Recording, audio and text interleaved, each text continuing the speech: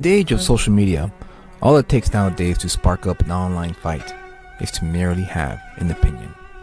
One opinion will cause many to spiral into a pit hole of anger where no one dialogues, only insults the person who has the unpopular or even the popular opinion regarding the latest trends in comic books, movies, or pulp culture. It makes sense given the circumstance. After all, acting tough behind the protective wall of the black mirror we all own and use on a daily basis makes it easy for anyone to jump right into a tirade of insults and threats. Again, just for having an opinion that they may disagree with. I decided to go against that notion. I've decided to start a video series where we discuss the hot topic issues within the comic book industry and pulp culture and provide you with another perspective. One of logic, reason, with just plain old dialogue between two people who have differing opinions. My co-host and I will discuss the pop culture topics at hand in a fun, engaging, and respectable manner. So, without further ado, let's talk about it.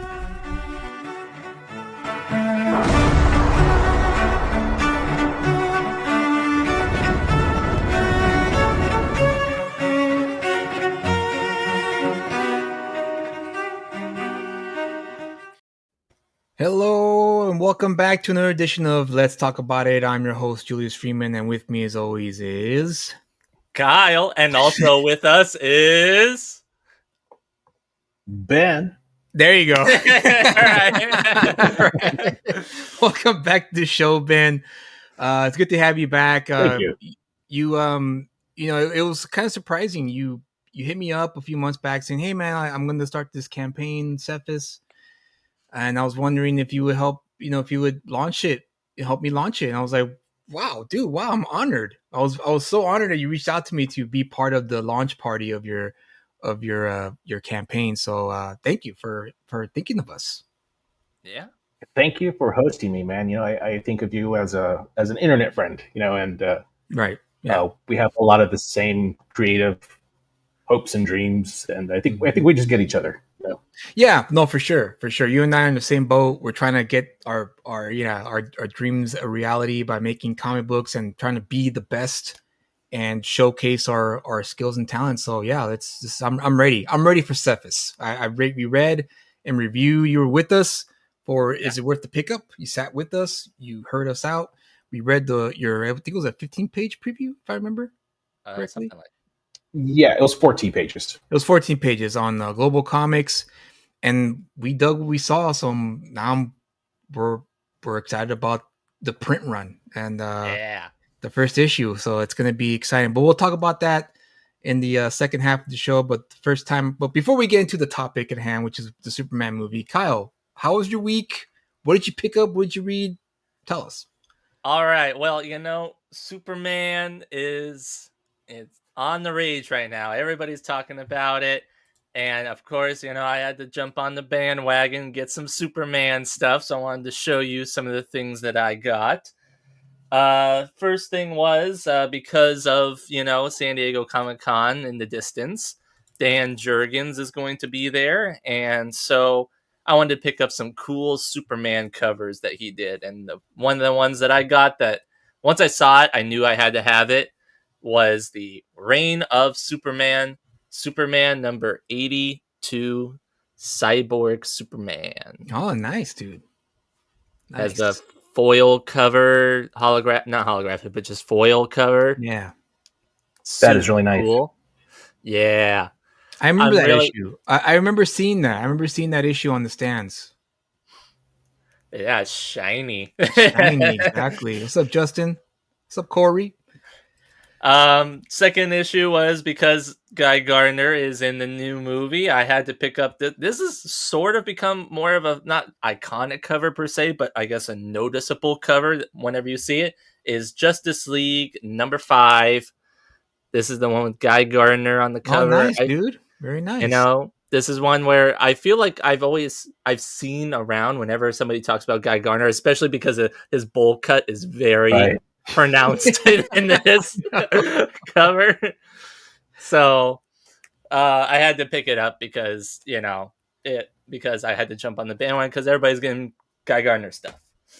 And then lastly, I had backed at the Alex Ross Kickstarter for the Making of the Kingdom Come. It was a documentary, it was a DVD Right. That's right. series where he would go into explaining how it was made, his process, and everything. It was fantastic. I watched it. It was so good. And part of the bonuses and perks that you could buy is specific variant covers of comic books, even some that are already graded. And so I picked this up, and this is now one of my crowning jewels in my collection. It is a 9.8 Batman Superman World's Finest number 29 signed variant cover of Superman, the famous Alex Ross scene in Kingdom Come. Nice, Beautiful. dude. Very Nice. beautiful. Wow. Yeah. It's got the Kickstarter exclusive, and then it even came with a trading Oh, card. nice. But yeah, this is one where, like, as soon as I saw that this was available, I'm like, I have to get it. Nice, dude. And of course, it's Alex Ross, so you can't. Yeah, you can't go wrong with Alex Ross. Can't right? go Yeah. wrong with Alex Ross. So, but yeah, that's all that I picked up this week. That was of note. That was pretty cool. So, Very cool. yeah. What about you? Did you pick up anything, Julius? No, not this week. There's nothing this week that interested me to pick up at my comic shops. Next week is when some of the books that I am picking up, like I think Absolute Batman comes out. Absolute Batman. I think Ninja Turtles also comes out next week, I think so. if I'm not mistaken. And gosh, why am I blanking on the damn name? New Gods. Let's see. Yeah, I don't know. Gods. New New Gods Gods. comes out next week, so I'm looking forward Yeah. to those 3 issues next week. This week, nothing really. I looked in, I popped in, kind of peeked in to see what came out this week, and nothing really stood out for me to want to pick up. The only thing I was really excited about this week was the Superman movie, and so I got to watch that this morning, and we'll go into it. We'll get into it in a minute. However, now that the people who are here, I guess we'll announce it now, and hopefully, if people do trickle in later, We'll continue to announce it. yeah, we'll throughout continue the to thing. announce it. Let's do that. So to make this festive, for in honor of Cephas #1 launching today on Fund My Comic, Kyle and I were talking about how to make this interesting and fun for you guys. We appreciate your support. We appreciate you guys coming to our show every Friday, and so we wanted to make this something other than just I guess I don't want to say run of the mill, but other than just a regular launch party. I was like, Kyle had the idea of like, what if we just give away something? Yeah, today? let's just give away something. Let's just have some I was fun. Yeah, all right. I was cool with that.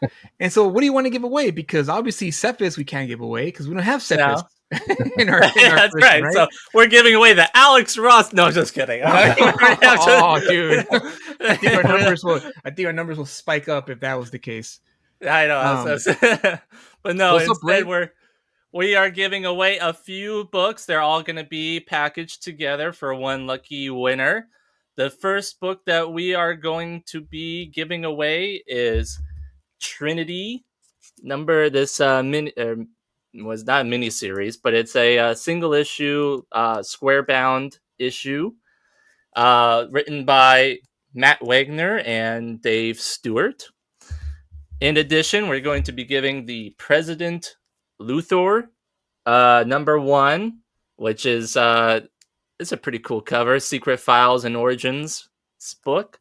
And then lastly, we're giving out a Superman #1 by John Byrne. Some consider this to be a good storyline that John Byrne did, and probably one of the best.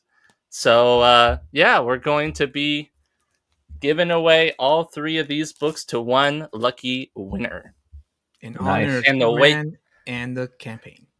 Yep, and the way that we have decided to do it is in the chat. In order to be entered to win, all you need to do is comment Superman and then a number between 1 and 100. And we'll do that throughout the whole show. And then at the end, we're going to type in to Google, give me a number between 1 and 100, and whoever is closest without going over will win. So There you go. just and it's completely free. No purchase necessary. Yeah. All rights and privileges are copyrighted, and just have some fun with it. Justin wants to know, how does one bribe his way to winning? Well, you can give me like $20 under the table and stuff like that, and we'll figure it out. I'll tell you, yeah, maybe it's 20. Yeah, number 20. Yeah, that's good. That's the winner. But no, we want to try and make it as fair as possible. We like to try to do this for other things in the future. So this is going to be sort of like us trying it out and see how it does. But we definitely want to try and eventually, maybe even in the future, do something as big as this book. So we like to do that. Absolutely. Cryptno says, do a drunk stream. That would be awesome if it was Kyle and not you, Julius. Yeah. I would be interested to see how Kyle is when he's drunk as well. But Kyle is not a drinker, and so if anything, I would be the one who would be getting drunk on the show. Not like it hasn't happened before. Yeah, exactly. I did it once. I tried it once before, and after the show was over, I told Kyle in the green room, I'm not doing that again. That was the worst thing I could have done, because my brain just couldn't function while I was live, while I was getting gradually buzzed as the show progressed. And yeah, by the end of it, I was like, oh no, hell no, I can't do this. So Kyle, Superman, Man of Steel. Now, if you guys have not seen the movie yet, too bad. We're going to spoil it anyway. There will be some minor spoilers. We will try to not give out the huge, big spoilers, because obviously we don't want to ruin it. We've had this discussion before in a previous show. I don't mind spoilers. I don't care about them. I'm fine with it. Kyle, on the other hand, he's not about it. He hates it. He wants to watch it for himself, so he hates it when people spoil stuff. And there's been times when he and I have discussed things, movies or TV shows, at work. Sometimes I accidentally spoil it for him because sometimes every single time I talk about something, he's like, "Oh, is this when that happened?" And I'm like, "No, not yet." And I was like, "Oh crap!" Right now he's watching The Sopranos, and so he would tell me about the episodes he watched, and then I would mention something that happened like 2 or 3 episodes later, and then he looks at me like, that didn't happen. I was like, oh, dude. It's like, what? Did I just ruin it for you? Like, oh, I'm sorry, man. Like, so just be forewarned. There will be some minor spoilers. So if you don't want to be spoiled with what happens in the movie, as much as I would love to have you here, you can bounce, or you can mute me. Makes no difference to me. Maybe I prefer you mute me anyway. Yeah, we always like to mute you. No, I'm just kidding. Yeah, exactly. It's nothing new. My wife, she wishes she had a mute button sometimes, just to like beep. What's that one? There was that one movie that was called Click or something with Adam Sandler. Oh, yeah. He had that magic control or whatever. Yeah. So, but Superman. One of the most hype. You know what? This movie was hype, man. Like it was really, really well done in terms of promotion and marketing. They really did. They went all out. There was a few hiccups here and there that occurred in the week, the few weeks, to the prior to the release of the movie. A lot of political hot takes. Is he an immigrant or not an immigrant? All that nonsense that I guess for some reason became a talking point before the movie came out. But I didn't let it bother me, because at the end of the day, it's still a Hollywood movie. They're gonna do what they do, and that's just the way it's gonna be. I knew it wasn't gonna be quote unquote, woke. A lot of people thought it was gonna be that, but I don't know. There's just something about me, and not about me, but about this project that told me no, they're not going to do that because we've already lived through that period of time, and and everyone saw it doesn't work. Forcing an idea down someone's throat never works. It's got to be subtle. It's got to be in the background. The stories was important. So again, don't come at me, bro. I'm fine with the quote unquote woke stuff in my movies and TV shows. Just put it in the background and tell me the story first. I'm fine with that. Yeah, you heard it here right from Julius. Don't force anything down other people's throats. Yes, yes. I love. There's a saying I love saying. I love to always repeat, and that is, I love chocolate cake, but the moment someone tries to shove it down my throat, I'm going to spit it out. Yeah.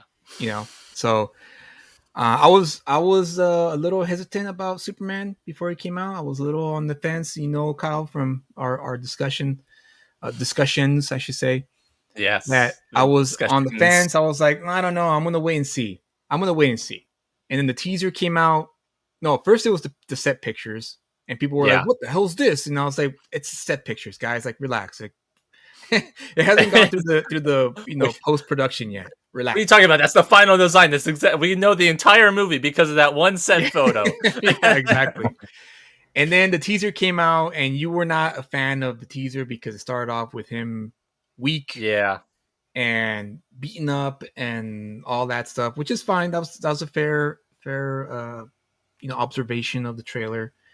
But I was like, okay, this is pretty interesting.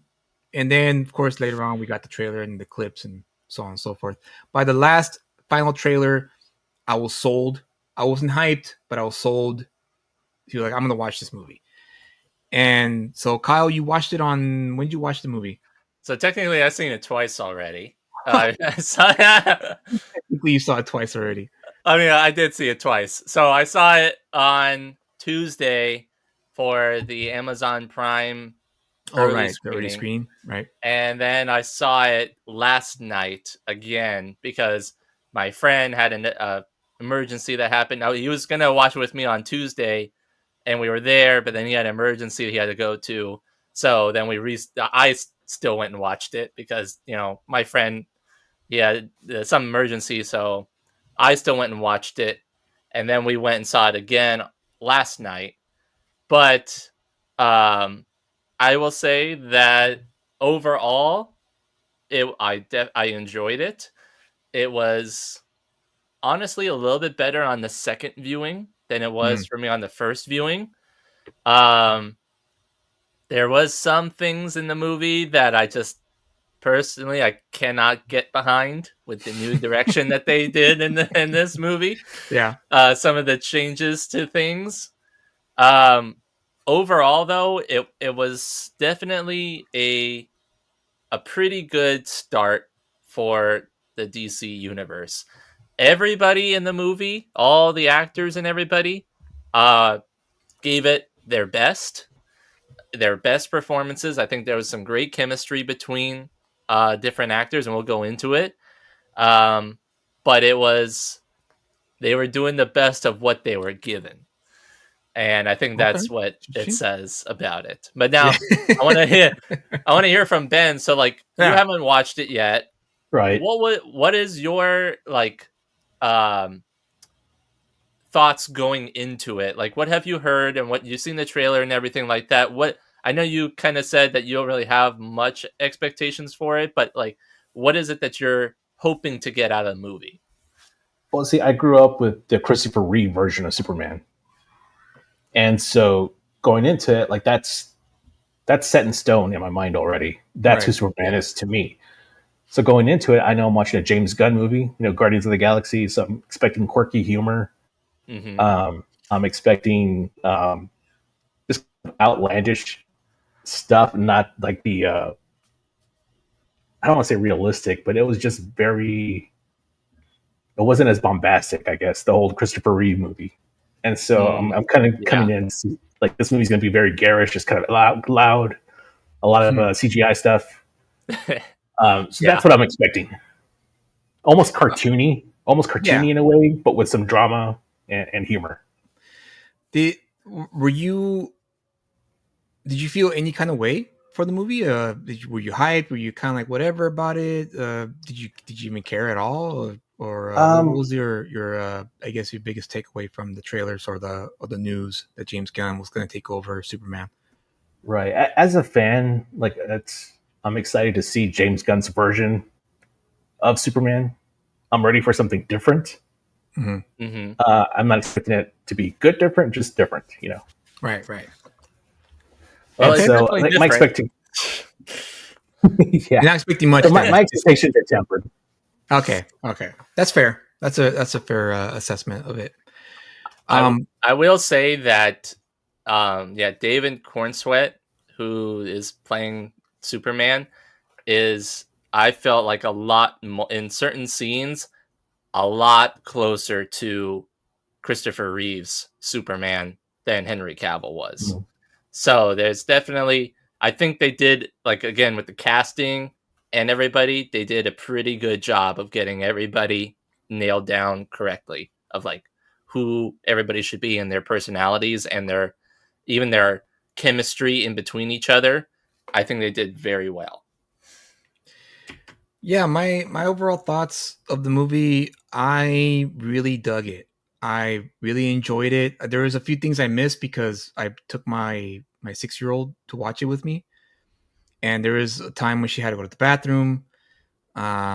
She and this is my fault. I didn't give her the proper etiquette rules when you go to a theater. Is this the first time she's been to a theater? No, it's not the first time she's been to a theater. I don't know what it was. Maybe you know what? It is the first time she's been to a theater because an actual movie theater as opposed to a theater inside a mall. Oh, okay. Which are smaller, and they're not really. It's just you go in and there's a counter and there's the rooms for the theater's rooms or whatever. But this one was her first time going. Whoa, this is like a palace. She told me when I took her to the actual movie theater. And so I didn't.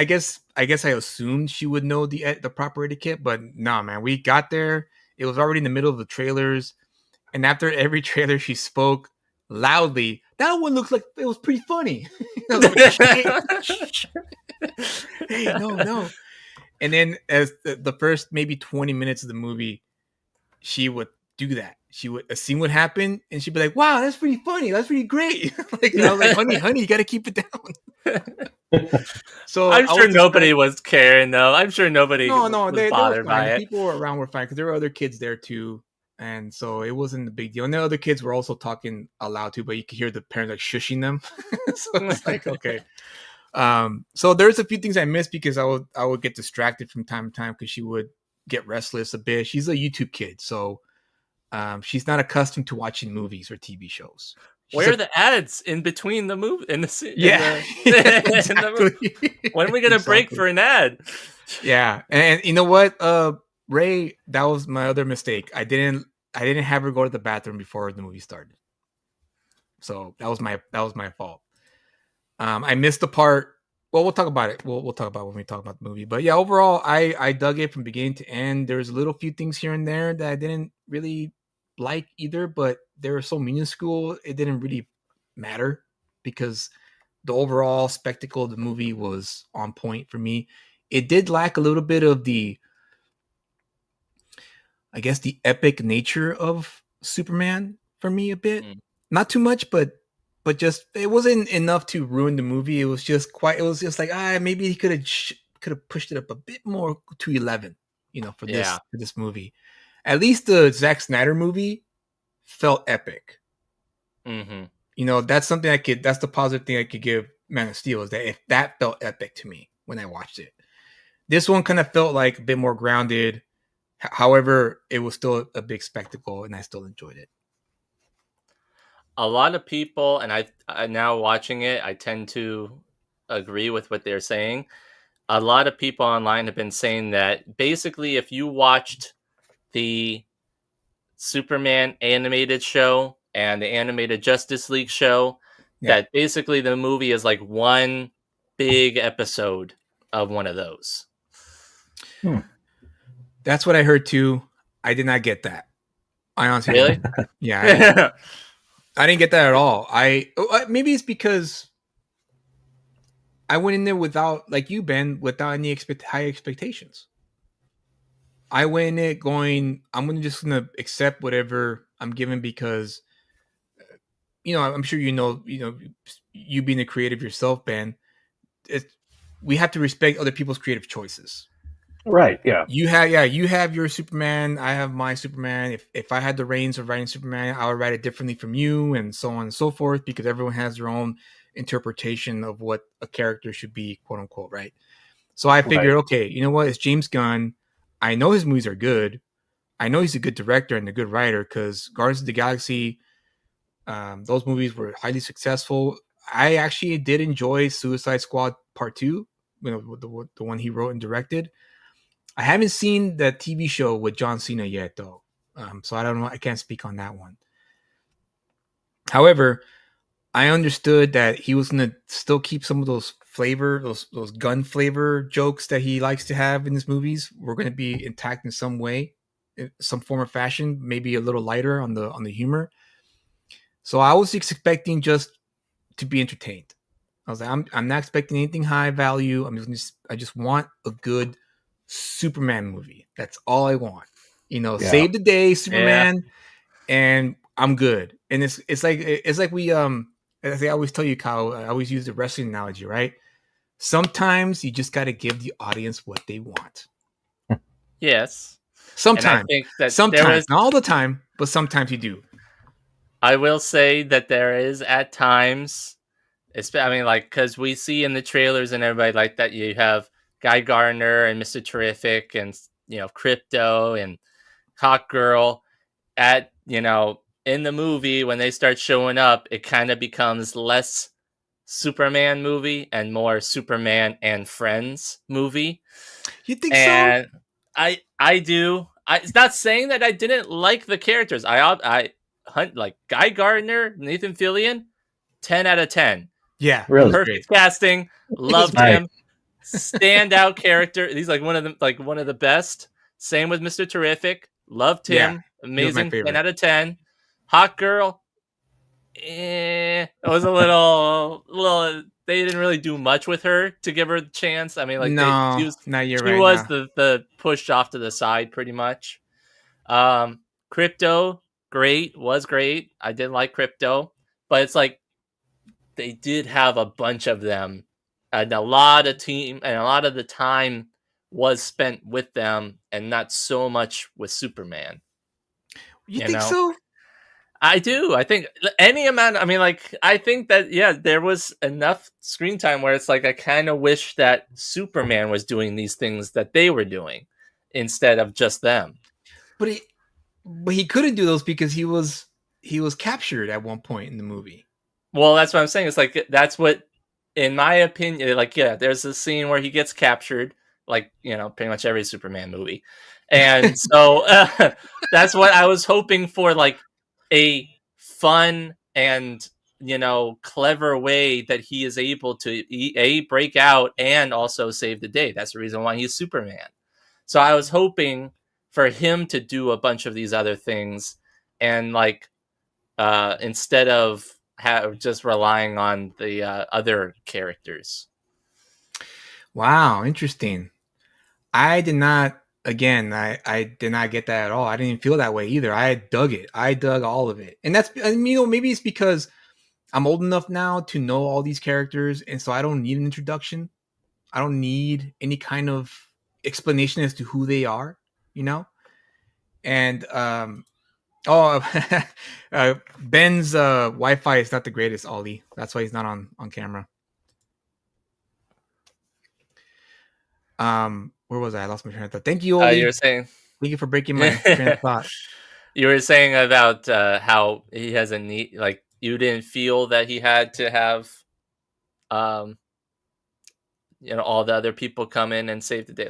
It's an established universe type of thing. Yeah, we knew from the get go this was going to be a springboard movie. Once they announced all the characters that were going to make the appearances in this movie, it was obvious it was going to be a springboard movie, and it had to be. It had to be a springboard movie. You couldn't do the origin movie anymore. It's boring now at this point. I think at this point, Superman has reached that level of pop culture status where everyone knows his origin story. We don't need to see it again.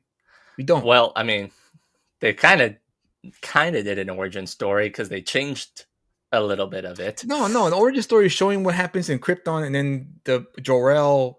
I mean, I guess, puts him yeah. in the ship and sends him out. That's the origin story, but we didn't get that in this movie, which I liked. So, a quick rundown of the story. I wasn't expecting an origin. I was just wanting. I wanted it. What I wanted, like, yeah, okay, we got the Geiger and all of them. Was I wanted Superman to be at least 80% of to 80 to 90% of the movie, with the 10% being with all the other characters. It felt like, personally for me, Superman was in it about 60% and 40% was with all the other characters. No, I didn't get that at all, Kyle. I don't feel that way at all. Let's do a rundown of the story. So the movie starts out exactly where that teaser trailer started, right? Crash lands, boom, Fortress of Solitude, and then he gets regenerated with the sunlight, and he goes back to Metropolis to fight the Russian. What was the character's name? The Hammer of Baravia. Yeah, Hammer of Baravia. And then he still beats up Superman. He still beats him up. And we get to see that the people of Metropolis love Superman. They're helping him out. They know who he is. It's not a mystery anymore, which I also liked. Thank goodness that James Gunn decided, let's just do away with the whole should we trust him or not trust him question. And let's do a different take on it. So then he takes off. The Hammer of Bavaria takes off. And we follow him to this encampment at the beach. It was a shorefront beach, right? If I remember correctly. And he enters this doorway inside a tent, and he enters this different dimension. You're like, what's going on? And then he ends up in Lex Luthor's office, and I was like, let's go, man. I'm ready now. I'm ready for this. Again, nothing, no explanation, just get right to it. And I dug that. Nicholas Hoult as Luthor was fantastic. I really did dig his introduction when he was, doing the whole F1, B5, and naming all the moves, and it was. I'm doing it on my phone now. Oh, okay. Okay. All right. Cool, man. No worries. So then, as the story progresses, we find out more about Clark Kent and his relationship with Lois, and we find out they've been dating for a while, and then they have their interview, and we get to find out here just the dynamic between Lois and Kal-El. And I dug this scene because it really did feel like they were a couple fighting. And I dug that. What'd you think of that first act there? Because the movie, pretty much all of the trailers that you've seen in around and stuff like that, basically all those trailers are of the first 10-ish minutes of the movie. So there's not really that much spoiling for it, but in terms of that scene, which I think what they had trailer of with Superman and Lois talking in the room, that scene, there was definitely moments in that where that felt a lot like Christopher Reeve's Superman. In that moment, bit, huh? His quirkiness came out a lot more, and I definitely enjoyed it a lot. I do think that there was some times where, again, there was like moments that could have been a little bit more heavier, didn't have a chance to be. I guess in terms of like not in when they're talking about like lives are going to be killed and reason why he's doing stuff, I thought that they should have been more into it. And then also with when she was talking about online perception and things like that. Yeah. hashtag super shit. Yeah. It's like one of those things. By the way, I love that. I love that hashtag. Really? Yeah. Come on, dude. It was obviously a commentary on social media and how people just that's what people do in social media. They just talk mad crap, and that makes sense that they would have hashtag super shit. I guess it's just it's interesting. Anyway, Hey Eric, we're talking about Superman the movie and how much we liked it or didn't like it. But go also on. too, we're doing a giveaway. We'll do another announcement right now. If you want to win these books, type in the chat Superman and then a number between 1 and 100, and we're going to pick a winner at the end of this to give these away. Yeah, not right now. We'll do it close to the end about choosing the number, and then we'll do the whole thing. But go on. Type in the comments though. Anyway, it felt like there was a lot of pretty much what my takeaway was with the movie was every single scene, in my opinion, or at least majority of all the scenes, always had to end on a high note with either a laugh or something like that. There wasn't any like roller coaster of emotions that like I wasn't like super scared for something or super like intense or something like that. It was always sort of always ending on a high note, and I think that kind of makes it so that the whole movie you have a feel good movie type of thing, but it didn't really like have any lasting moments that really made you grab onto. Well, give us an example, such as what? Well, I don't want to go too much into any spoilers or anything like that, but like I said, like there's like I said, every scene that I always has to end on either a joke or something like that from like Marvel humor esque. And I know you mentioned it, but that's the guy who started it all, though. I know. I'm not saying that's fine. I guess my thing is that James Gunn, while he did an okay movie, I don't think he was the right person to write the movie. I think if you had somebody else write the movie, it would have been better. Interesting. Okay. All right. Well, let's move on then, right? So Lois and Clark have their little interview, and it doesn't turn out the way she had hoped because they end up arguing, and then she ends up kind of soft breaking up with them. I imagine, right? When he said, "Oh, I knew this would never work out." Yeah. Yeah, and so a little bit like that, or I'm not good with relationships. Something like that, yeah. And then he leaves, and what happens next after that? I can't remember. No, I watched it this morning too. I guess I was distracted, so I can't recall what happened after that. I think that was when they had the giant kaiju fight. Oh, right. They released the giant kaiju. And what I liked about this movie as well is I like the fact that we think that Luthor is just throwing things at Superman to get him, to kill him. But in reality, he's distracting him. He's keeping him busy as he's doing the more important stuff behind the scenes, like trying to get into his Fortress of Solitude, trying to find something to get the public to turn on Superman because he knows the optics favor Superman than they do him and anyone else. And so I dug that. And he's trying to get the government to agree to give him authority to take out Superman. And I love that. I was digging that because it was, again, it's all setting up for the future TV shows and the future movies that I think at this point it's safe to say that the movie is a hit, and it's going to cause a lot of doors to open up of all these projects that are kind of like, well, I don't know. Well, let's wait and see. Let's wait and see how Superman does when it comes out. And I think now it's safe to say it's going to do well. And so we're going to see a whole lot of stuff coming out going forward. And I'm really looking forward to it. But so that happens. And then he gets the kaiju, but the Justice Gang, as Guy Gardner kept calling them, they took out the kaiju for Superman. And then after that, oh yeah, Luthor finds Superman's little secret. Yes. Spoil this for me. Who was Ultraman and who played him? Did they show his face? Yes, they did show his face, Eric. We'll get there if you want to know who was Ultraman.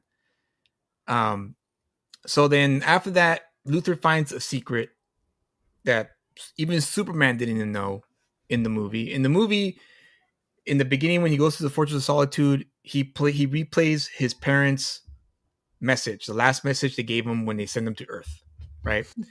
Soothes them, whatever. And he said, and there's a glitch in the recording where it doesn't, it cuts out the second half of the message that Jor-El and his wife, I forgot the wife's name, the character's name. They gave him the message about being the sign for hope and all that stuff, but then it glitches out and he doesn't get the second half. Well, the engineer who helps Luther break into the Fortress of Solitude hacks into his computer and finds the full recording, and you find out that they sent him to Earth. And here's a spoiler for it. We're gonna do spoilers. It's the only one. It's the only one I'm gonna do. Okay, it's the only one I'm gonna do. And it's that they wanted him to repopulate the Earth with Kryptonian bloodlines. Yeah, basically, and they wanted him to have to impregnate as many Earth women as possible to repopulate the Earth with Kryptonian blood. They made him into a Viltrumite, from Invincible universe. He's Ultraman, where he was sent to Earth to basically rule over them and continue the Kryptonian lineage and make basically make another Krypton with Superman from his genealogy.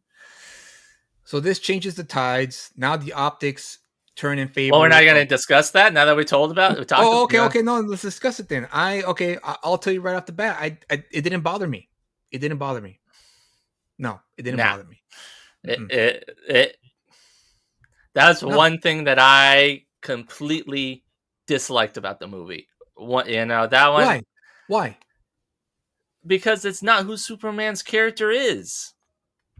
It's completely against everything. His whole personality, everything about what, in terms of like storylines that you could talk about with him, and with different,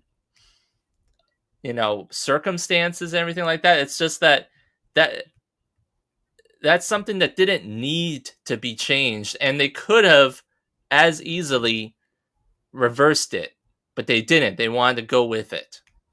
They could have just made it so that Luther was just doctoring the message, and it was all a lie to begin with, which would have been great. You would have the same effect, where if he had doctored it, people would still distrust him, and you would have the public distrust him, and then Luther would get his win on defacing Superman, and then later maybe Superman or Mr. Terrific recovers the message, and it plays the real message, but maybe it gets destroyed, so only Superman heard the real message, and it was actually the good message, but everybody in the world still hears the bad message.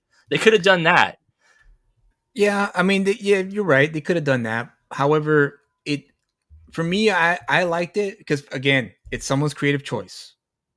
And at this point, it's safe to say that they're going to keep changing people's the superheroes' origins. And I'm going to echo Brian Azzarello's message to the crowd during a Vertigo panel that I attended years ago at San Diego Comic-Con. I've told this story before on the show. On the show, and when they announced that Keanu Reeves was cast as John Constantine for the Constantine movie, there was that collective groan in the room. I can't believe they cast Keanu Reeves.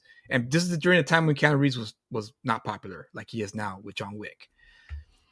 So Ryan Azzarello snapped at the crowd, and he was on a little tirade about how, like, who cares? It doesn't matter because it's in the book. I disappeared. He's like, it's in the book. Pick up the book and read the book. Who cares what the movies do? And for a long time, I resisted that idea, but now I've accepted it as, like, you know what? That's true. If we want to keep the origin intact, just read the books. They're not gonna change that origin story in the books. In the movies, hey, it's the movies, Kyle. Why not? I know, but it's one of those things where it made it more of a problem than it needed to be. You And think so? like I think so because I talked to some other Hmm. friends about it, and even one that's like hardcore Superman fan, loves Superman. Our local comic shop worker uh, says that also bothered him, but he loved the movie, but that specific thing also bothered him. And my other friend said that bothered him. So it's one of those things where yeah, you could have done it to get the effect, but then still rewritten it, like I said, to just have it be like, okay, well, Superman heard the real message, and all the rest of the world, they could say, well, maybe it was doctored or maybe it wasn't, but maybe we still don't trust him anyway. So then you still get the win-win. This way, it's just like, what? Especially for a casual movie-going audience, somebody that's like only knows the Christopher Reeve Superman, and even then, that's kind of like, yeah, we know the idea of Superman. Yeah. Seeing that movie, they're gonna be like, "What? When did that happen? Well, What was yeah. that?" No, you're right about that. But you have to remember, Donner's Superman was the pre-crisis Superman that was portrayed in film. Okay, because the post-crisis Superman was in 1985, I believe, 85 or 86. I think so. So yeah, that movie was that pre-crisis Superman. So, I mean, okay, I'll tell you why I like it or why it works for me. Because we live in the modern times. Okay, the Superman of Richard Donner's time in the late 70s, the world was a different place back then. And now we live in a period of time where the world's a bit more cynical.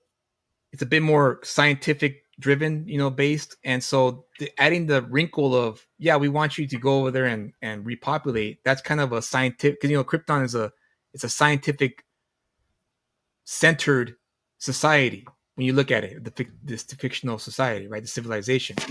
They had no gods. They had no religion. They were purely scientific. So Yeah. to me, it made sense within the context of the movies. Well, you're saying it makes sense according to sci-fi films, not to Superman. You're That's right, your not to argument. Superman. You're right, but however, there's a lot of possibilities in terms of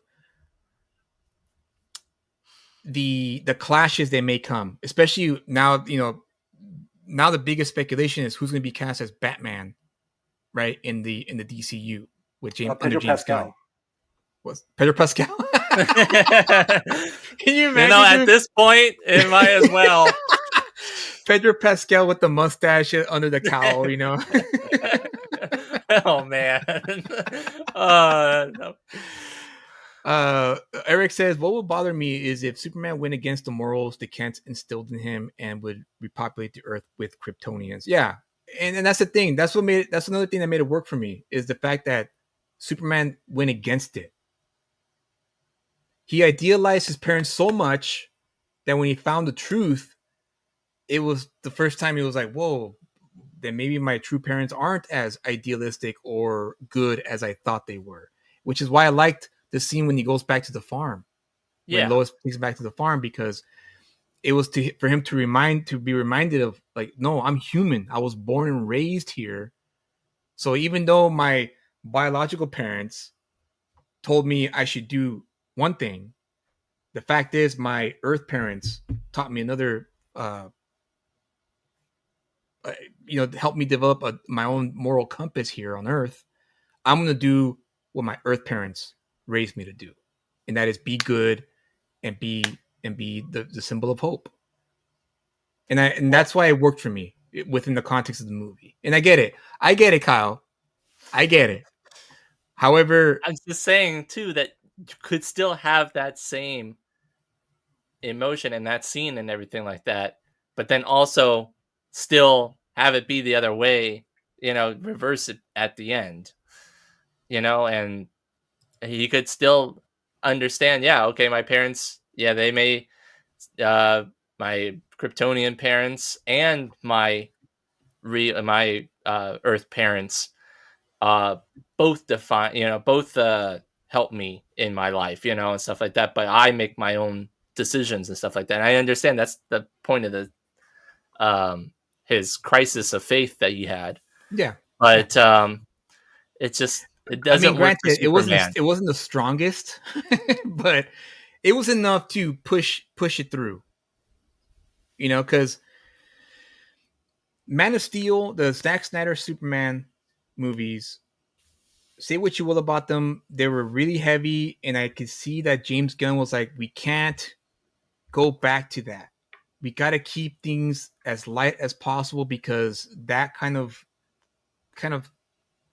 sucked the air out of the room in a lot of ways, because Superman was brooding, and that's not the Superman we wanted to see. This one, however, was spot on. And so after this whole thing happened, well, Ben, what do you think about that? Yeah, yeah, that's right. Sorry, Ben. Sorry, dude. About what's your take on him being a Viltrumite, basically? What does Freddie say? He says that you're the third celebrity square. Yeah, that's right. I don't know what to think about that, because I think, isn't there a version where Superman is supposed to conquer the world? Didn't they do a story like that where he was? Yeah, I think so. I think that's what Eric was referring to here. He says that idea of birthing new Krypton is not new from Jor-El. Yeah. So I think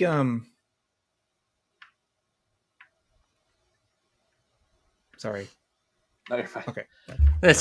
No. So I was just gonna say, like, that's not really a new idea. I don't think. It's just more about repopulation this time around than it is conquering. I don't know. Okay, it's not original.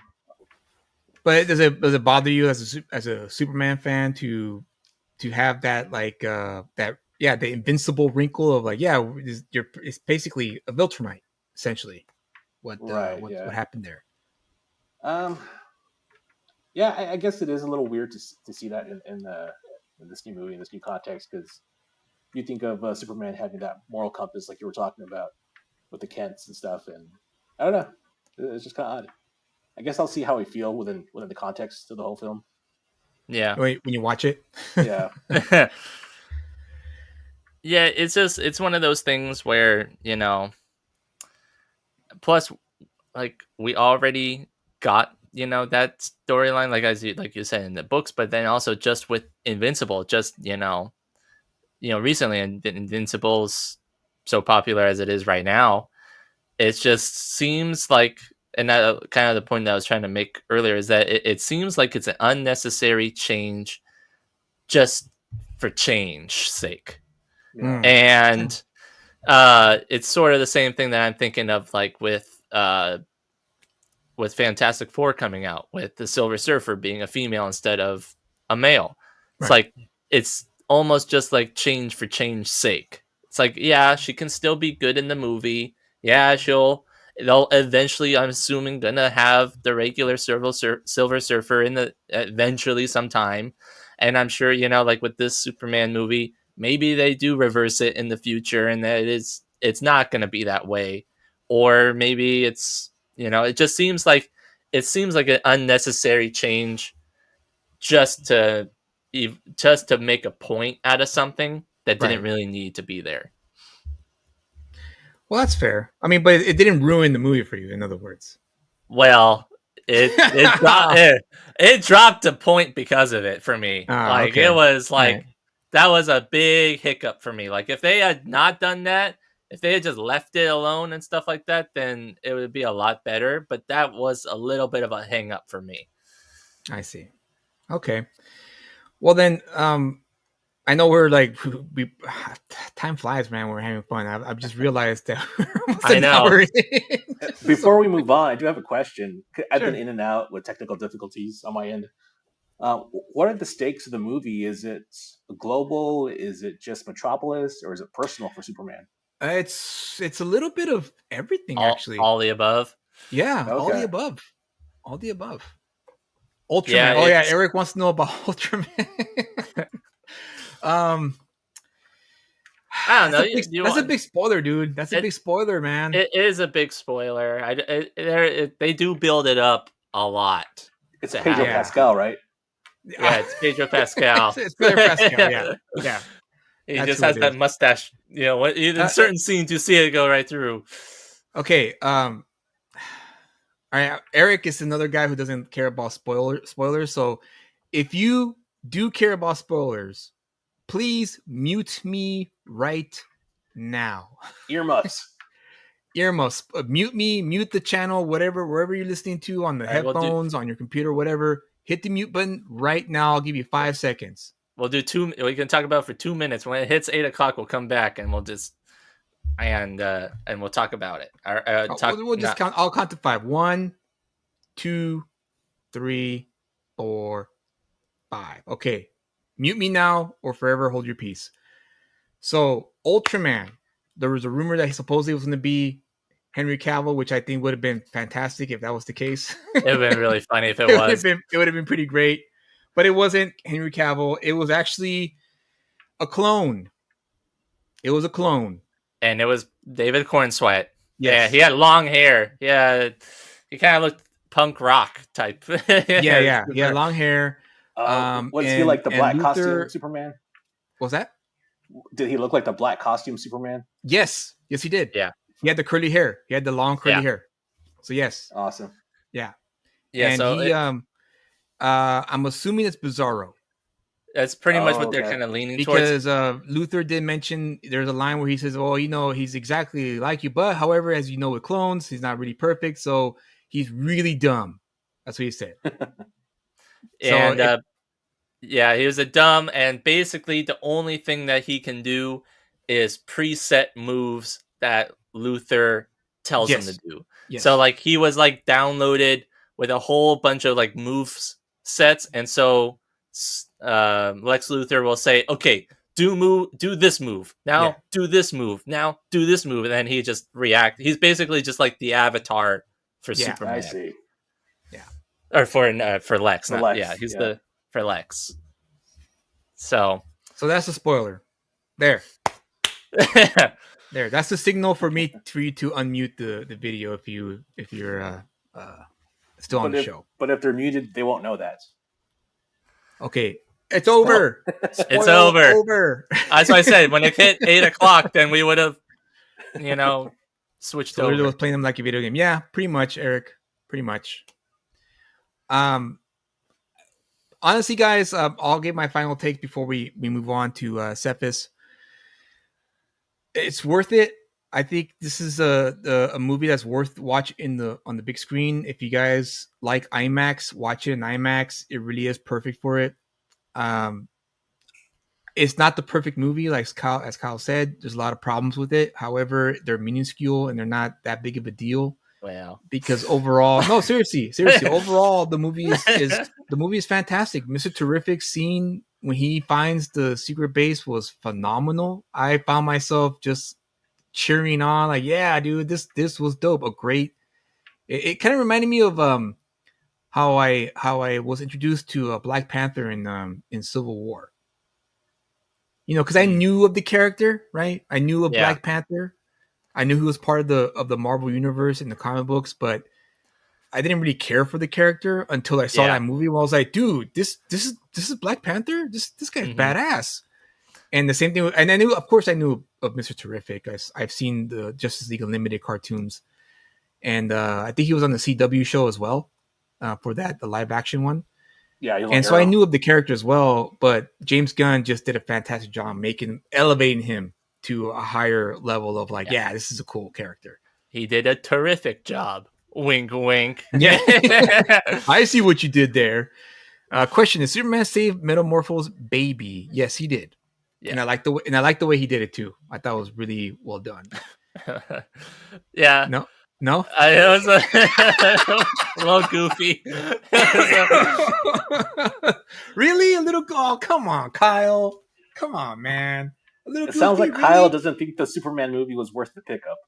Well, is that what you're telling me, Kyle? Okay.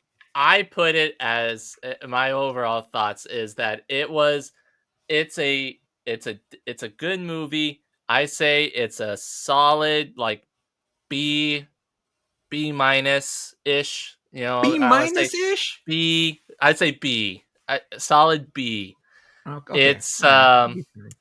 it's there's a like I said, there's some things that I just can't get over with some of the choices that are made. Um, the Marvel humor is prevalent in it. I understand because it's James Gunn. It's gonna be in there. Some of the I will say that on the second viewing, I enjoyed it more because I kind of knew what I was expecting then. So I guess my expectations were a little too high for the movie. So if you've come in with it low expectations, Come yeah, on, man. You know what, dude? B is really good, but Eric, right there, that's a good superhero movie, and that's the way it should be. That's the way it should be. but not Yes, for it should be a little Superman. goofy.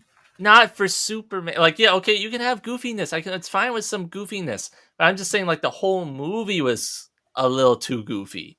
No, I don't And agree with that. I don't agree with that. You're wrong. You're wrong this about that. No way. there are No way. scenes where if they didn't have the goofiness in it, would have been 100 times better. And there's quite a few of them. I can.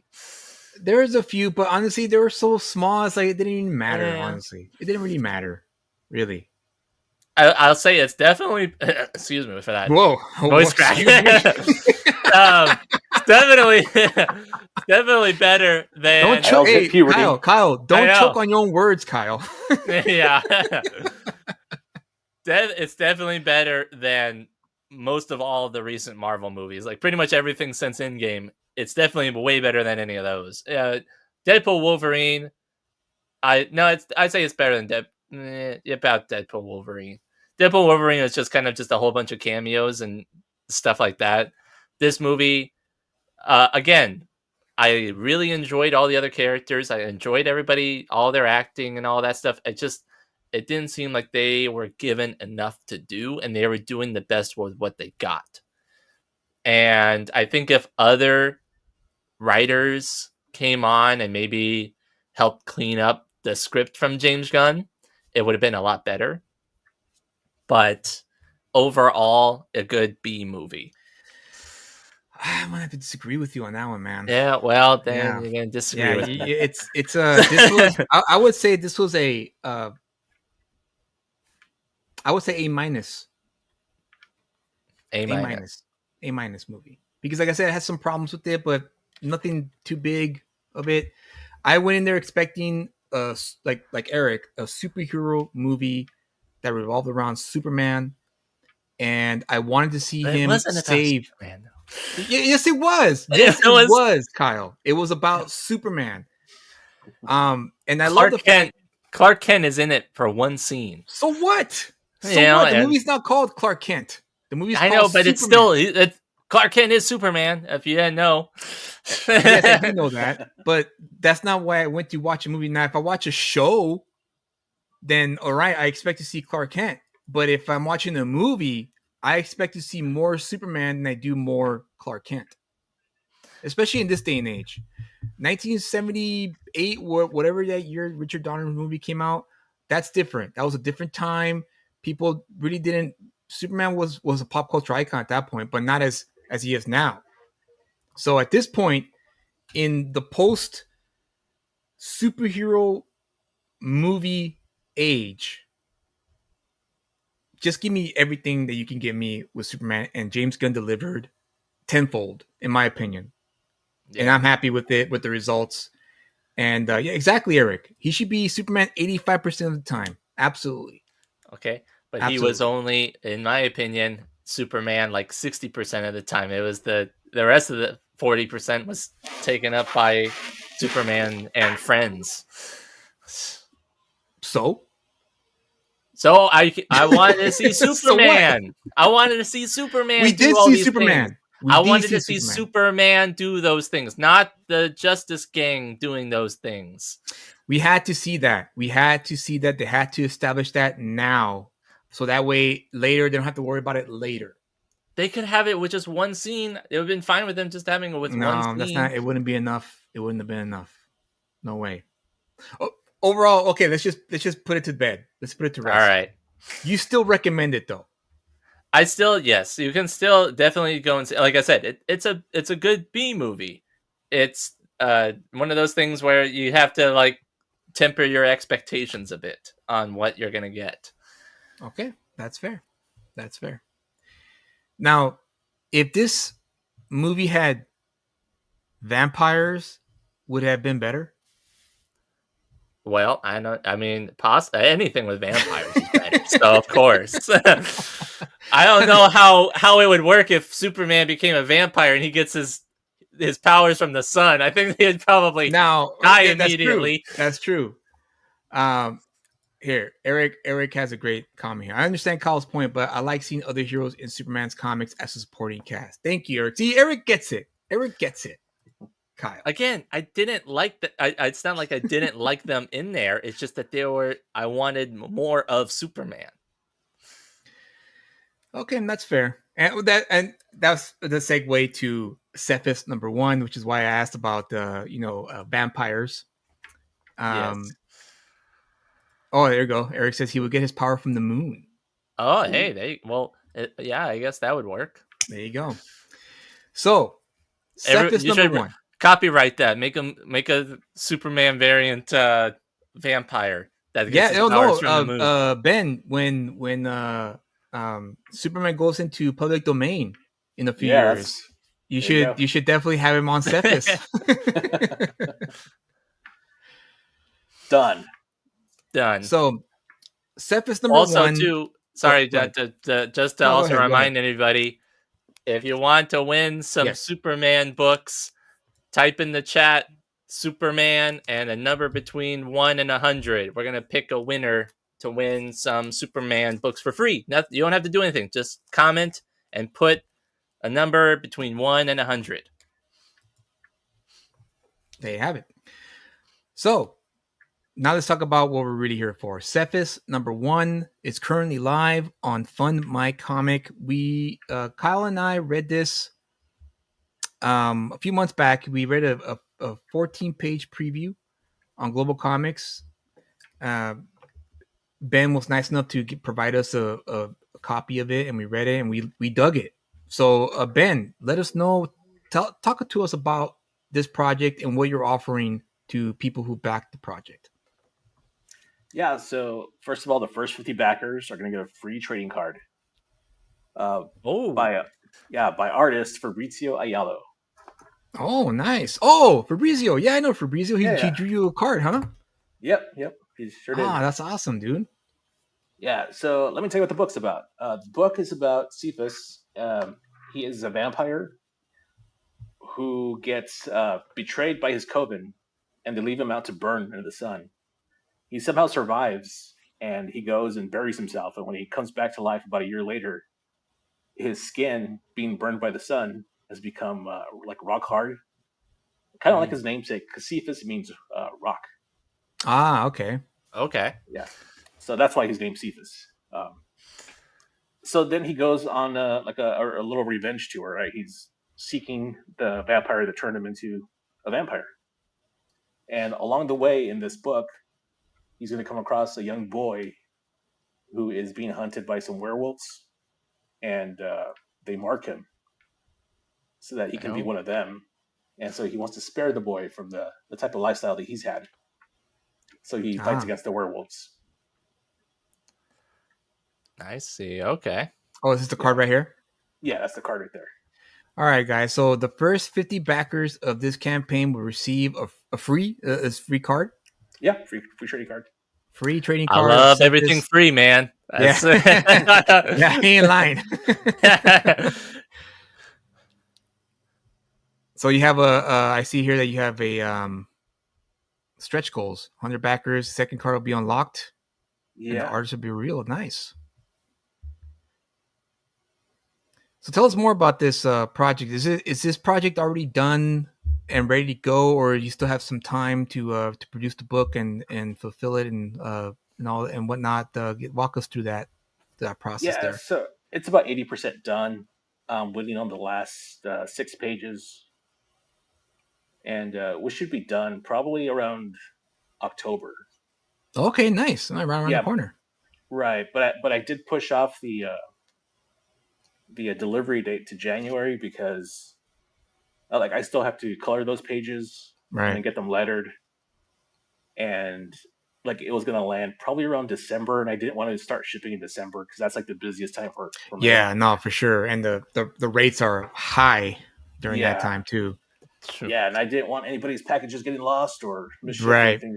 So I just decided to push it back to like mid-January Okay, delivery no, date. that's the best way to go. So Waka, who's in your part of your team? So you have Mario Williams here. Where'd you meet Mario Williams? Did you know him personally, or did you hire him? How'd you get him to draw your book? Yeah, yeah. Mario and I go back probably about 15 years. Oh We've been wow. working in indie comics together for a while, working on separate projects. This is the first project we kind of work on together. Ah, nice. Okay, Cool. that's But exciting. yeah, yeah, we both met here in Tulsa, Oklahoma, where I'm from, and we worked for a local publisher. And yeah, we've been buds for a while. Awesome, dude. And Keith Gleason, who's a friend of the show, he's a great guy.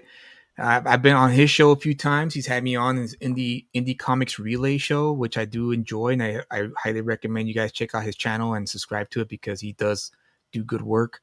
And he's also an organizer for a Comic Con in I forgot what state, Pennsylvania, I want to say. Ben, do you know?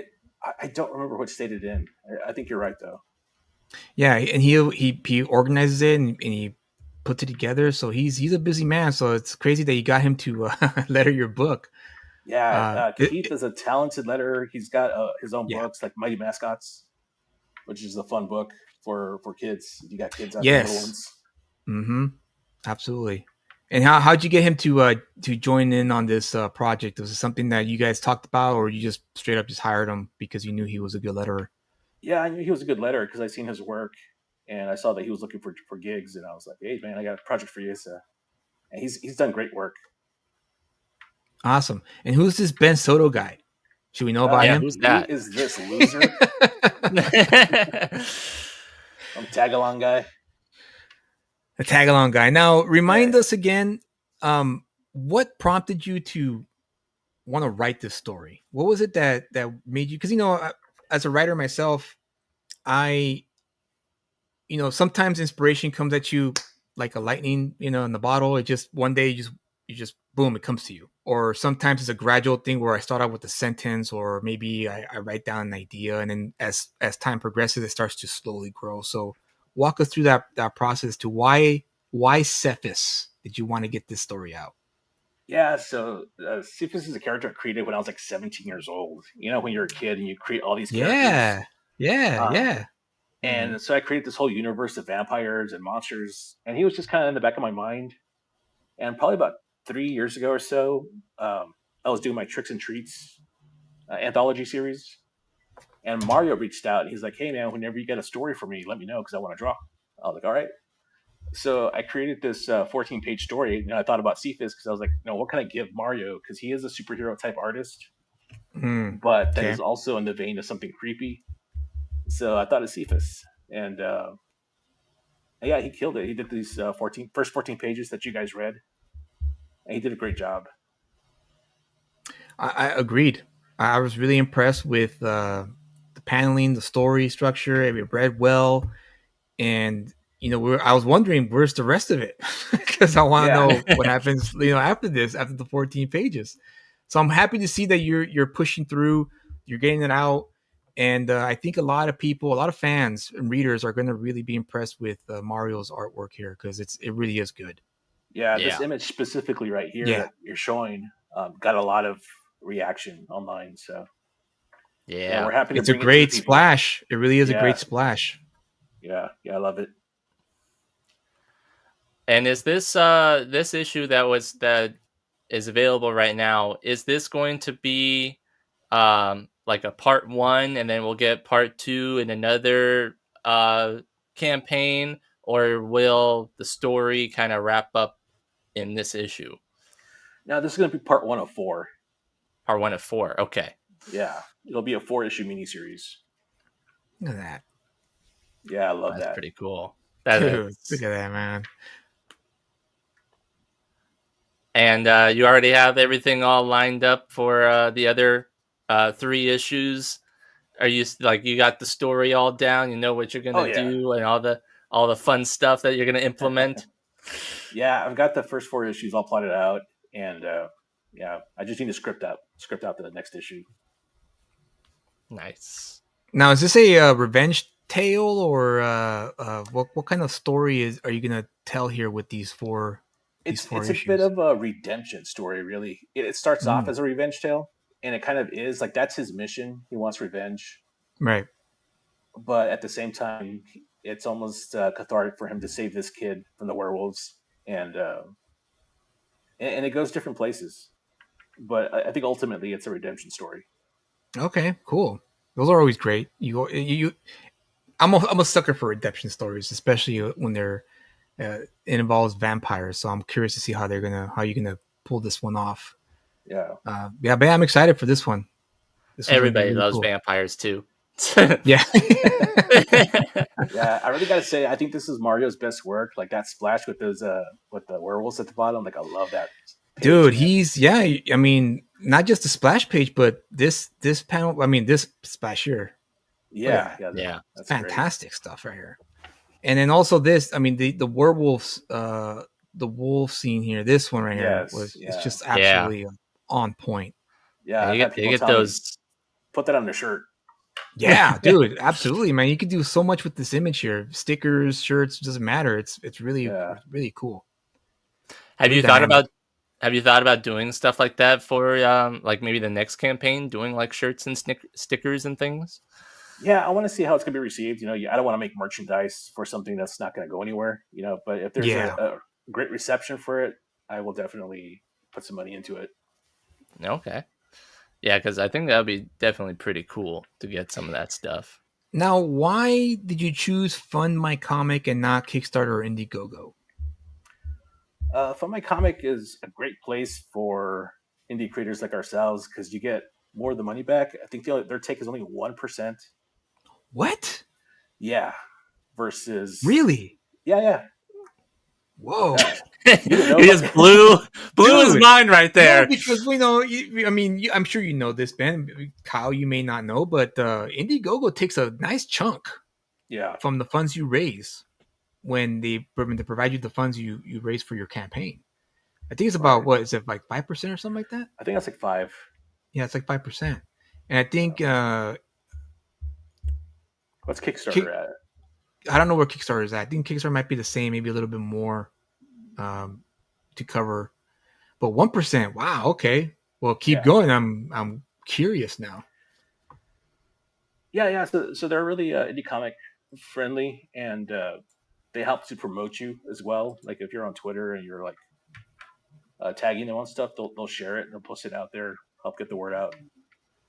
I doubt Kickstarter or Indiegogo would do that for you. No, they won't do that for you. No, they won't. Well, I mean, I know that Fund My Comic is run by Luke Stone, right? Yeah, Luke Stone, and it's very small from what I gather. But the fact that he was able to go out and start his own thing and strictly keep it comics, right? Because Fund My Comic is just for comic books, right? Yes, yeah. They do have another site where you can do other stuff. Okay, but it's separate from this. Yeah, I want to say it's called like Fund My Project or something like that. It's something similarly named. Okay, cool. See, that's rad. That's rad that he's able to do that. Yeah. So then, you plan on fulfilling in next year, January of next year, right? Yeah. And how much are you looking to raise? Oh, 750. Yeah, that's 750. Goal, huh?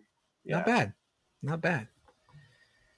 So first 50 backers will receive a free trading card drawn by Fabrizio. Oh gosh, I don't want to ruin his last name. You pronounce the last name for me. Yeah, Fabrizio Ayala. Okay, Ayala. Fabrizio Ayala, he has his own comic book project. I believe it's what's the name of it? It's called H.H. Hoover. H.H. Hoover. It's the guy with is it a vacuum cleaner in his head or something like that? Yes, he has a vacuum cleaner head. Really? Yeah. It's so like cool, a Hoover vacuum? Like actually? Yeah, Kyle, you got to see it though. It's pretty cool. It's Great pretty project. cool. Yeah, it's out there a little bit, but his artwork is really good. It's very unique, and with the Yeah. story that he's developing here with the H. Hoover, it fits. Yeah. If that's the best way I can describe it, it fits. Yeah, you should have to Fabrizio on sometime. I should, man. I do want to. I always see his posts on X, and I love that he posts like his inking videos or like his drawing videos. He's really good. I really like his work. Yeah, he's a great guy. So hopefully one day I'll have him on the show and we could interview him because I would like to pick his brain as to what he thinks about comic books and all that and whatnot. Yeah, he's got his comic books out on Amazon, and that's something I need to talk to him about. Because I like to do that myself. Crenshaw's Swearing by Horace H. Hoover is a fantastic comic. Yes, yeah, it is. So check it out. But first, going back this. Yeah, going back. First, well, I don't know. Okay, is Cephas? Is that how you pronounce it properly? Cephas. I've heard it both ways. I've heard it Cephas and I've heard it Cephas. Well, which do you prefer? Yeah, I'll stick with Cephas. If you say Cephas, I'll say Cephas. That's just the way I say it. I'm not saying I'm saying it correctly. That's just the way I say it. Well, it's your book. You say it the way you want to say it. So there you go. It's Cephas. it's Cephas. Same way it's not. It's Mark Miller, not Mark Millar. Yeah, exactly. Everyone thought it was Mark Millar, but it's Mark Miller, actually. Well, there you have it, folks. This is the project. Cephas is available right now on Fund My Comic. Right now, he currently has 2 backers. He's trying to raise $750 for the campaign, and doing so will help with him being able to distribute this book to you guys directly, and hopefully he could build from here. If he funds it. Yeah, we've got 2 covers, one by Mario himself, and the second cover is by Oliver Isabidra. Oh, look at 5 backers now. Woo! There we go. All right. Woo! You got yourself the Let's Talk About It bump. There you go. Yeah. We'll call it the Julius and Kyle bump.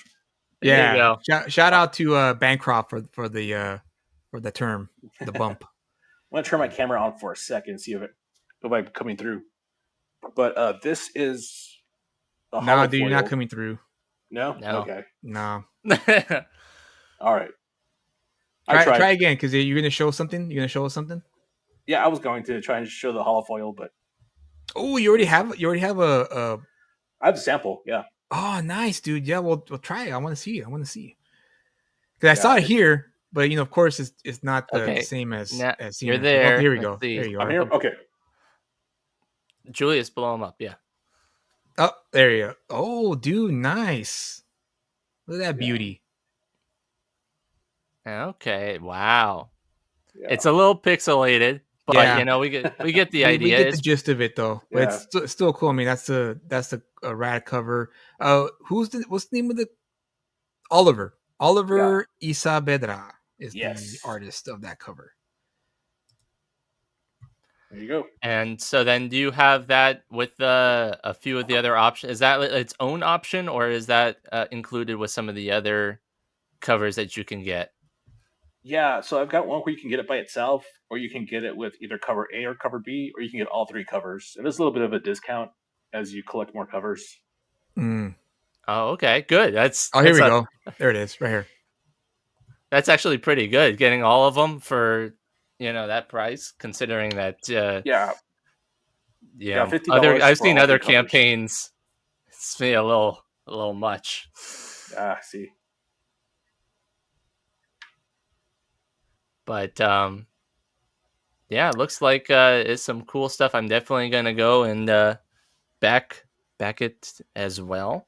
Awesome. I have another question for you, Ben. Yeah, what was the main inspiration for the design of the character? Because it's very unique.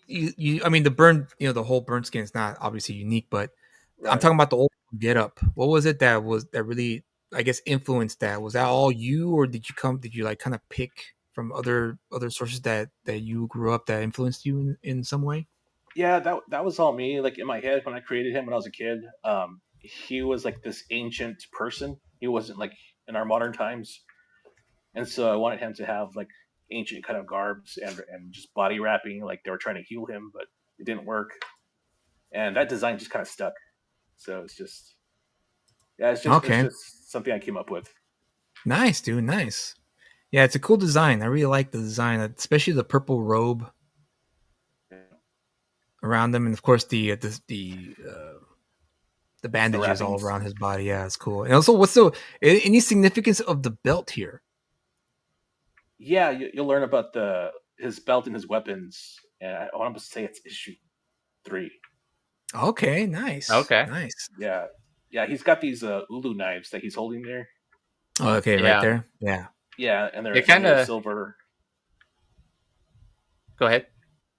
No, I was gonna say, and they're made of silver, just like his belt is. And I'll go into that stuff around issue 3. Nice. Yeah, because that's what stood out to me was the cool design. But then when I saw the belt, I was like, whoa, that's interesting. I wonder what that does. So now that I have the answer, okay, cool. Of course, you got to buy it, right? You got to buy it and read it, so you find out. Read the book. I was gonna say, like, that stop right there with the weapon that he's holding in that hand. It looks like almost like the Moon Knight type of like battering type of thing that he uses. Yeah, and I think that was Fabrizio's interpretation there. Yeah. Definitely though, with some of the billowing cape in the main cover, definitely gives me like Spawn vibes. Yeah, I can see that.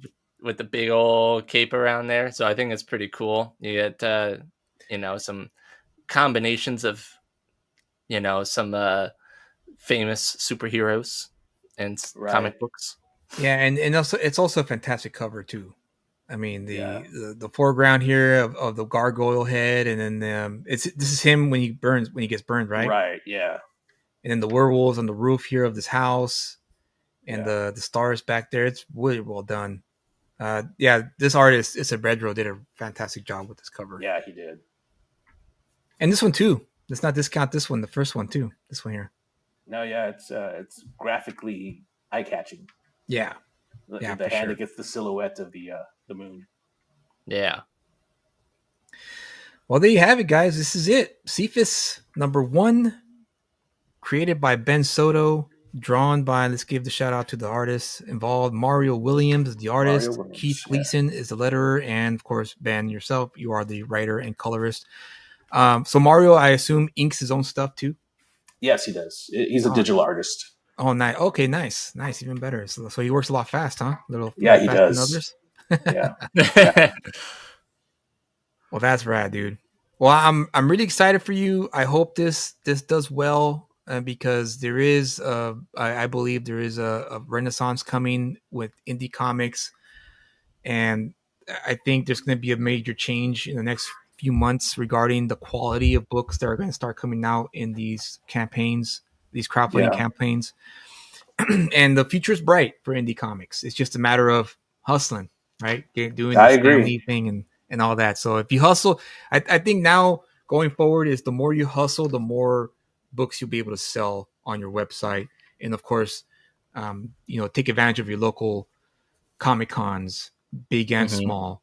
Preferably if you're starting out, start small. You don't want to go bankrupt the first time around.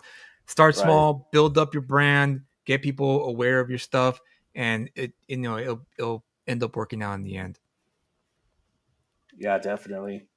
No, I'm excited. I'm excited about the future of Halloween Head Comics and what we're doing. I'm excited for this book. Like I said, I think this is Mario's best work that he's done to date. Ooh, one more backer. Look at that. Another one. Awesome. Great. The Julius bump there. Yeah. Julius and Kyle bump.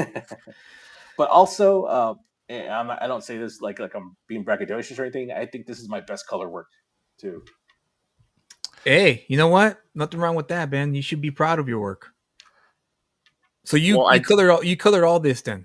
This is all you? Yeah, it's all me. Come on, man. Come on. I do like it when there's actually like color in comic books instead of it all just being pretty much monotone throughout the whole thing. Yeah. Which we've seen like in recent modern comics. We kind of noted that when me and Julius were talking, we were picking up new books, how it just seems like either they're just always all sort of dark looking and stuff like that. And here, I mean, you use a lot of like cool purples and obviously the bright reds and things like that. So even though, yeah, it's generally like the story is probably a little Sorry, the Kyle, colors go on. don't do it. I agree, Kyle. I agree, and that's my main gripe with most Thank you, Kyle. corporate owned comic books is yeah, the colors are kind of bland for me. They're like you said, Kyle, dark. And it's like why can't we? It's almost like the colors drown out the art as opposed to elevate the art, like they did, back in the day, back in the 80s, 90s. Colorists would always make sure that the penciler and inker's lines were not drowned out by the colors. Mm-hmm. Definitely, it's the job of the colorist just as much as the penciler and inker to help tell the story, and you want to draw the eye to what's important in each panel. Absolutely, 100%. So, and that's what I mean. We're in the trenches right now, right? The indie creators who are trying to come up and be seen, and all that love, all that passion is just going to every single page and every single panel because we actually love the medium and not just doing it for glory or the money or whatever other reasons other people may have. Right. But we, you can see by just the pages, especially for me, just how much work and skill and passion go into every page and panel. So it's going to be, I can see it's going to be a great book. Thank you. So I think that's it. Kyle, is anything else you want to add for this campaign? No, just I'm looking forward to it. I'm looking to getting my hands on it, reading it, and then giving my honest thoughts on it. Oh yeah, that's right. Don't forget, Ben. Don't forget. I'm sweating already, Kyle. I'm sweating already. Yeah. Kyle's gonna back it, and he's gonna read it. He's gonna let you know how he really feels, and let people know if it's worth the pickup. Yeah, I'm not gonna hold back either. I'm gonna give my honest thoughts. I know how you like are, I did Kyle. with Superman. Yeah. Even though you were wrong on most of it. Well, that's up to interpretations. And of course, Jason is congratulating on the launch. Thank you, Jason. Thank you. And that's another guy I got to have on the show, Jason, because he's really talented too. I like his work. I like his style. It'd be cool to have him on. And just hit me up, man. When you have time, Jason, just hit me up, man, and we'll try to get you on the show and we could talk about your projects as well, and also about other stuff too, if you like. So once again, as we announced in the beginning and the middle of the show, we are doing a giveaway tonight. We decided to make things a little special for today's launch party, and so in the spirit of Superman being released this week, Kyle was gracious enough to donate 3 of his own books from his own collection to give away for free. You don't even have to pay for shipping or handling. None of that. For free. So show again what you have, Kyle. Show them again. We have Trinity, written by Matt Wagner and Dave Stewart. We have President Luthor, which is, obviously Lex Luthor, super villain to Superman, obviously. And then Superman #1 by John Byrne, one of the, arguably one of the best Superman runs ever, I guess. And Terry Austin. Don't forget Terry Austin. Terry Austin. Yes, exactly. So all of these books, maybe even some extras, we'll see, will be thrown into a box and shipped to you for free. All you had to do was just type in the chat Superman and a random number from 1 to 100. And so far we have a few contestants. Yeah, 3. I wrote them down. That's I did too. Yeah, so we have Eric, Superman 51, Justin, Superman 70, Crenshaw, Superman 1. That's a bold one, Crenshaw. Yeah. $1, Bob. $1. Any other, if you have any other stragglers, you got, this is a last chance. All you have to do is, we have over 30 people here. So if you want these books, I would suggest do it now within the next, minute or two. And then we're going to do the whole, thing of which number we're going to pick out. So if you want, go ahead, guys, leave the chat. put in the chat. Just leave. Yeah. You know, just go. Put on the chat Superman and the number that you want to choose. Next 2 minutes, go. I will say, dude, that we forgot to mention. It's another kind of small spoiler, but not really. Luthor kills somebody in the movie. Oh, yeah. Believe it or not, that was shocking to me. I was like, whoa. Because I have my 6-year-old next to me. Yeah. So I was not expecting that. And then when it happened, I was like, whoa. And you know, Mari was like, whoa. She was like, whoa, what just happened? I was like, dude, I at first, you know, of course, my parental instinct was like, oh, God, dang it, I wish I would have known about that before it happened, you know. But hey, it is what it is. But the geek, the fan, Superman geek side of me was like, whoa, finally we get a ruthless Luthor in a Superman. Nice. You know? Yeah. And because I was not expecting it. I was expecting the whole, like, I'm going to do it. Oh, don't make me do it. But nope. It was not that at all. Yeah, he just straight up executes a guy. In front of Superman, by the way. Yeah. Like right in front of him, right to his face, which I thought was pretty, like, crazy. But good. In a good way. Not crazy in the bad way. Crazy in the good way. Guys, anyone else want to get a shot to win those 3 books? Ollie, he put Superman 69. I wrote that down. Ha ha ha ha hardy har. Ollie. Ha ha ha. Imagine if he wins though. Because yeah, Eric's like, Ollie would do that. But you know, this is you know, something that we decided to do that was just going to be kind of fun, and hopefully we can do this again multiple times, and with hopefully bigger and bigger books. We've been thinking about it for a while now to do these giveaways because we appreciate you guys' support. And again, don't forget to hit the like and subscribe and comment. And if you know anyone who's looking for YouTube comic book channels that talk about comic books that we love to read, and we don't hate on everything. I mean, we do hate on some stuff, but it's not just hate. You know, like we just hate crap. Everything. Yeah, hate everything. Everything is this. Everything is that.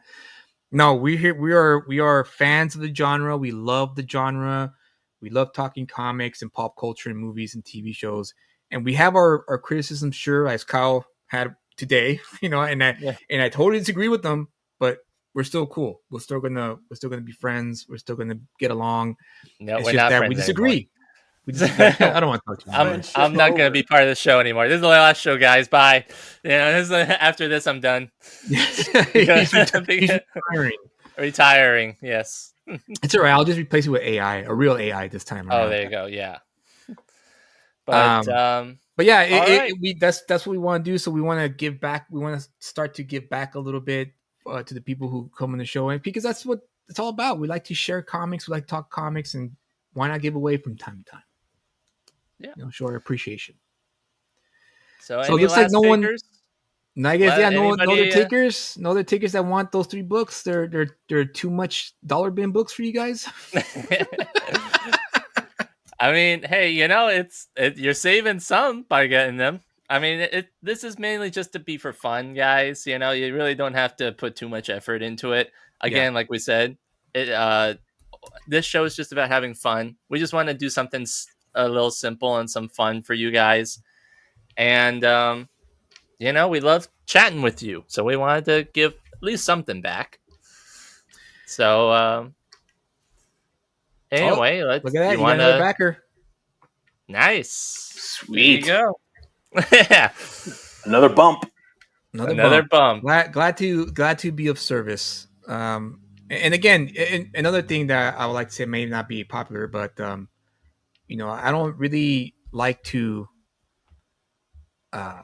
advertise books that I don't think are quote unquote good enough. Good enough. This one is. Yep. I think we'll see. We'll give our honest thoughts on it when we what I mean by I'm talking about first glance. Oh, that too. Yeah. First glance. You know, and you guys I've had a few people half. hit me up in the past and say, "Hey, we'd like to be on your show. Can you check it out? Check out my book." And I look at the book. I'm like, "Whoa, No, I don't want to tell people who watch the show to buy your book. Sorry.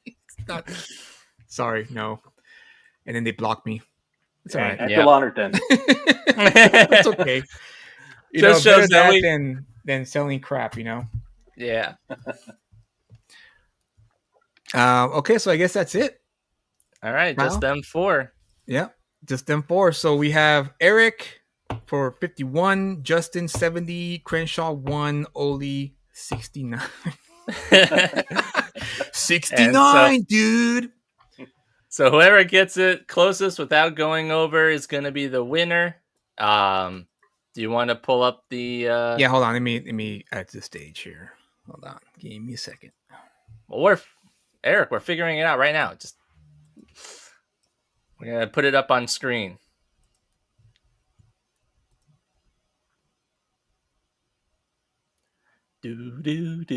Sorry. Bear with me.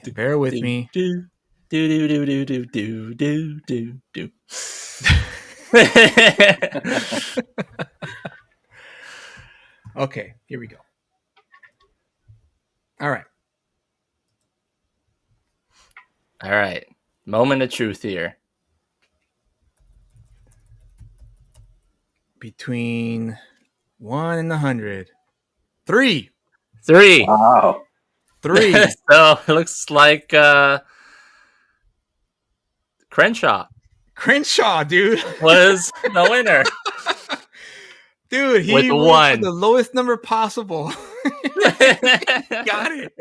That's crazy. Crenshaw, you are the winner of the 3 books that you're going to get for free, courtesy of Kyle's personal collection. Yep. Wow.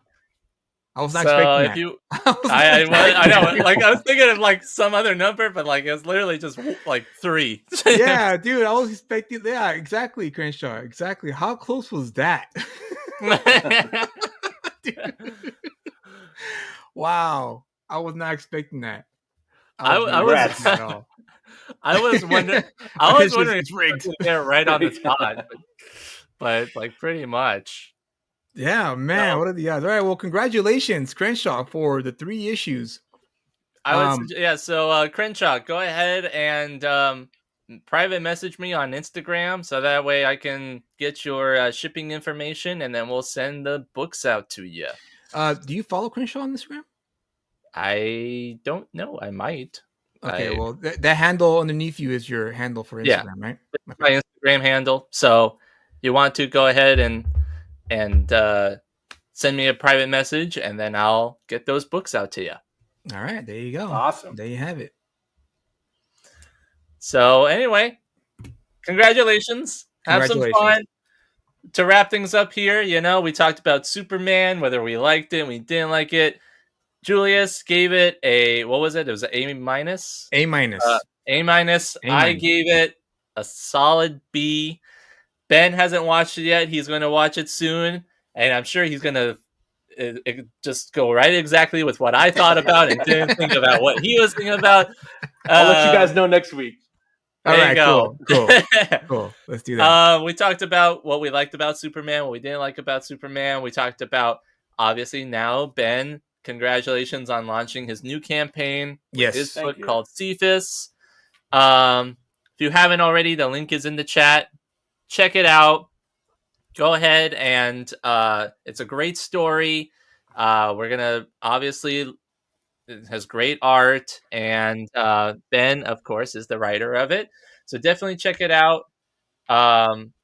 We love talking about comic books, movies, pop cultures. We love talking with you in the chat. You're always welcome to come on, talk about things. We love to have you. And we're here to have fun. So let's have some fun. Well said. And like I always say too, every interaction and every scenario is a new experience, and remember to build those experiences. And of course, read more comics. Yeah. Absolutely. I am a supporter of indie comics. And Ben, I've been following you, Ben, for a while now on Twitter, and I always see you post cool stuff. And you're a friend of the show, and so we appreciate that you always come on every week and pretty much talk with us every Friday night about comics and other topics that make arise. So I'm really looking forward to Cephas. I could tell that it's your baby now, especially now that you mentioned that you had this idea for it since you were, how old were you again when you had this idea? I was like 17. Yeah. 17. So come on, man. Like you've had this for a while. It's been simmering in you for a long time. I totally get that because that's how I am with Ghetto Dragon. Ghetto Dragon is that character for me, like Cephas is for you. Nice. I had this idea for Ghetto Dragon since I think at that point I was 19. And since then, I've had him simmering there, kind of building, and so I'm really looking forward to this because this is the culmination of all those years' experience of doing comic books, and so what better time to do it than now, when you have so many years under your belt, of working on other stuff, working on other projects, and this kind of in the back of your mind, like, hey man, don't forget about me, Ben. Right. I'm right here. So it's gonna be great. I'm looking forward to this. Ben, any last words you want to say before we call it a night? Yeah, I want to say thank you to both you and Kyle for allowing me to come on and for doing this launch party. And I want to thank all the backers out there. Thank you so much. I really appreciate you guys. Each and every one of you are helping make all us indie comic creators our dreams come true. So thank you very much. Well said. Well, thank you. We really appreciate you guys. All right, guys. Well, have a great weekend. Stay safe out there. Watch Superman. I highly recommend it. Read comic books, and we'll see you on the next one. You guys take care. Peace. Oh wait, bye guys. Hold on. Nope. All right. You gotta give Eric his due. Before everyone goes, tomorrow at 4 p.m. Pacific Standard Time on my channel, we are having our annual Garakin Appreciation stream. Nice. All right. Sounds Garakin good. if you guys, for those who don't know, Garakin is an indie book written and drawn by Kenneth Rocafort. Oh, really? Okay. Yeah. That's his personal book. Yeah. Oh, I need to go and wait a minute. He's going to be on your show, Eric? Oh, nice. He is? That's awesome. Hold on. Confirm that, Eric. He's going to be on your show, like live on the live stream? Just waiting for his confirmation. Because I met Kenneth Rocafort at was it Comics Revolution Ontario 2 years ago, and he's the one who drew my combination of Green Lantern and Venom that I use for my profile picture. That's awesome. So yeah, it's confirmed. He'll be on Eric El Guapo's YouTube channel, live stream show tomorrow. So yeah, let's check that out. Subscribe to the show and join on the conversation. That's awesome, dude. That is awesome. All right, cool. Can't wait. I'm definitely gonna try to get on and talk to him and have some fun. Yeah, start up the chat. Cool. All right. Well, there you have it, guys. All right. You guys take care. Take it easy. Peace. On November 27th, 1997, citizens from a small Midwestern town called Carpenter's Bay were shocked to discover that one of their own brutally massacred his family, as well as ending his own life on Thanksgiving Day. Dubbed the Thanksgiving Day Massacre, this horrendous crime would forever tarnish the good name of this peaceful town. However, underneath this story lies a dark secret.